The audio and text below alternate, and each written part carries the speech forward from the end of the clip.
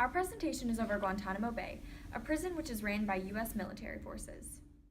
Guantanamo Bay started as a refugee camp in the early 1900s. Guantanamo Bay has been present since the Spanish-American War in 1898. The camp is located in Cuba. It's 54 square miles with complete security and military forces on both the river, separating the U.S. side and the Cuban side.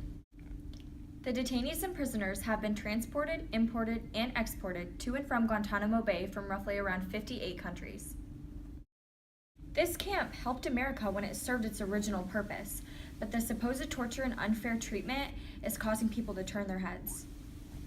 You wouldn't assume that torture and cruelty was taking place at this normal-looking facility.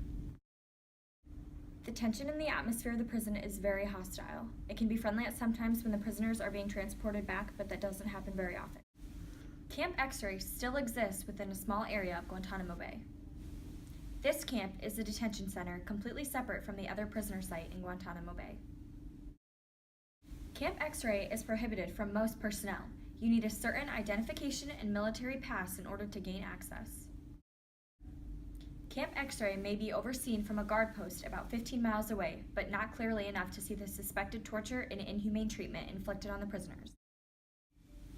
The U.S. military has agreed to keep this camp going, yet President Obama has outlined a plan to close this facility. He claims that the camp goes against all U.S. values. Camp X-Ray's suspected inhumane treatments and happenings are still unknown. The purpose of Guantanamo Bay has changed since it first started and is now used as a mild prison for people from Iraq, since our borders have now reopened with Cuba.